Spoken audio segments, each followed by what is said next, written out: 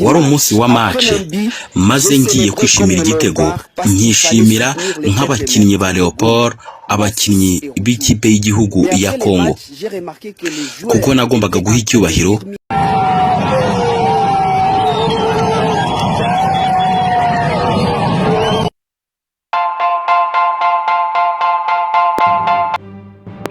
Etienne Ruvumbu Enzinga ni rimwe mu mazina atazibagirana byoroshye hano mu mupira w'amaguru wo mu Rwanda, by'umwihariko mu Rwanda ndetse no muri Afurika muri rusange. Yanyuze muri Rayon Sport ahasiga amateka atavugwaho rumwe.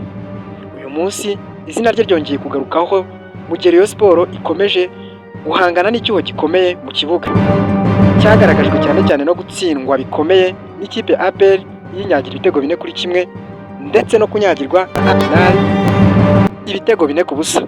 Ibi byatumye hibazwa niba kugarura Ruvumbu afatanyije n'abandi barimo Farenganye byaba ari igisubizo. Izina Etienne Ruvumbu Enzinga ryatangiye kumenyekana cyane muri AS Vita Club, imwe mu makipe akomeye cyane afitemo amateka akomeye cyane muri Congo. Ni ikipe Ruvumbu yerekaniye impano idasanzwe mu gusatira, kwihuta no guhuza imipira hagati y'ubusatirizi. Ikinire yatumye abona amahirwe yo kwambara umwambaro we w'ikipe y'igihugu ya Leopold, no kuvuga ikipe y'igihugu ya Repubulika Iharanira Demokarasi ya Congo, kwitabira irushanwa rikomeye rya CHAN 2023 ryabereye mu Rwanda. Muri CHAN 2023 Ruvumbu yagaragaje ko ari umukinnyi ufite ubushobozi bwo gukina imikino ikomeye, guhangana mu kibuga atikanga ndetse no gutanga umupira wa nyuma ubyatego. Nyuma yo kwigaragaza rero mu rwego rwo hejuru, urugendo rwa Ruvumbu rwatangiye kwambukira hanze ya Repubulika Iharanira Demokarasi ya Congo, aho yakiniye amakipe atandukanye amuhaye uburambe bw'izina ku mugabane wa Afurika ndetse n'i Burayi. Yakiniye ikipe ya Union Saint-Gilloise yo mu Bubiligi, nyuma yahaza gukinira AS FAR Rabat, Yusufia Berachid y'Union Maroc, nyuma yahakinira Primeiro de Agosto yo muri Angola. Ni rimwe mu makipe akomeye cyane cyane muri Angola, aho yahabonye bararibonye ndetse atakose ku mugabane wa Afurika. Aya makipe yose rero yamuhaye uburambe mpuzamahanga bwo gusobanukirwa ndetse no gusobanukirwa imipira itandukanye, izina rikomeye cyane ku rwego rwa Afurika.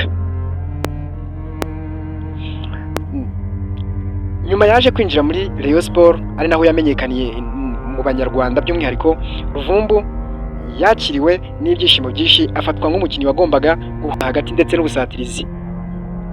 Yagombaga kuzamura urwego rw'iyi kipe ndetse no ibisubizo mu mikino ikomeye. Yatangiye neza, yigarurira imitima y'abafana kubera imikinire ye yuje imbaraga, yakinanaga imbaraga cyane ndetse no kwitanga mu kibuga. Uburyo yafashaga barutahizamu kubona ibitego, ibyo ngibyo nibyo byashituraga abafana ndetse n'abakunzi ba Rayon Sport bakunda kwita Murera cyangwa Isaro ry'Inyanza. Nubwo arafite icyizere cyinshi, Ruvumbu yaje gukora ikosa nyuma yo kuvanga umupira na politiki. Urabyibuka ubwo yazaga gutsinda igitego mu mukino maze agakora ibimenyetso bya politiki byatumye bamuhana gukoresha ikibuga nk'urubuga rw'ubutumwa butari ubw'umupira. Ayo niyo makosa yagendeye, kandi uyu munsi kugeza ubu iyi tariki yemera ko atigeze atekereza ku ngaruka bizagira, kandi ko yagambaniye ikipe ndetse n'abafana bayo, akemera ko yateshutse ku mahame ya siporo ndetse n'ubunyamwuga bwayo. Akaza kwicuza gukomeye, akavuga ko yifuza amahirwe ya kabiri muri ikipe yitwa Murera. Akimara gukora ayo makosa, Ruvumbu yatandukanye na Rayon Sport maze asubira iwabo muri Repubulika Iharanira Demokarasi ya Congo. Yijejwe gusubira muri AS Vita Club ndetse yizezwa n'inkunga y'amasezerano, bakaba bari kumuhanga n'amadolari menshi. Ariko ibyo byiringiro byaje kuba imirage kuko yabeshywe rwose, asigara ngo nta kipe ihamye afite, bigira ingaruka ku mwuga we ndetse na kariyeri y'umupira w'amaguru. Mu makuru aturuka hafi mu ikipe ya Rayon Sport haravugwa ko umukinnyi bita Farenganye yifuza kongera gukinana na Ruvumbu, ngo kuko abona ko bombi bakumvikana mu kibuga ndetse bagatanga ibisubizo. Ngo Ruvumbu ashobora kumuha imipira myiza maze ngo bakongera bakakora ibitego byinshi cyane, bikongera umusaruro w'ibitego wabuze cyane cyane muri ikipe ikunda gutazirwa Isaro ry'Inyanza. icyuho cya Rayon Sport cyarabonetse nyuma yo kunyagirwa ibitego 4-1 n'ikipe ya APR FC umukeba w'ibihe byose ndetse no kunyagirwa na Al Hilal ibitego 4-0. Mu gutsindwa rero Rayon Sport yagaragaje ko kubura uhuza hagati n'ubusatirizi ni ibintu byagiye byigaragaza, kubura uyobora umukino mu kibuga ndetse no kubura umukinnyi ufata kandi agategura igitero kipe bahanganye.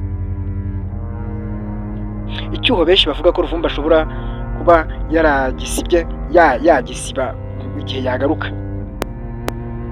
Ubundi Ruvumbu ni umukinnyi ufite imana idashidikanywaho, afite uburambe mpuzamahanga, yanyuze amakipe akomeye twayababwiye haruguru, kandi afite amarangamutima menshi. Akaba ari ikimenyetso cy'uko gusa ariyo defa afite, kuko yaje gukora ibintu mwabonye mwese abanyamahanga ndetse n'abanyarwanda bose bakumirwa. Ni umukinnyi w'umutima ushobora kuba igisubizo iyo acungiwe hafi. Mu gihe Rayon Sport rero ikomeje gushakisha igisubizo cy'icyuho cyayo, ikibazo kiracyari iki: ese kugarura Eritier Ruvumbu Enzinga afatanyije na Farenganye byafasha Rayon Sport kwikura mu bihe bibi byagaragaye ko kutsinzwe imaze iminsi itsindwa? Igihe ndetse n'ubuyobozi nibyo bizatanga igisubizo.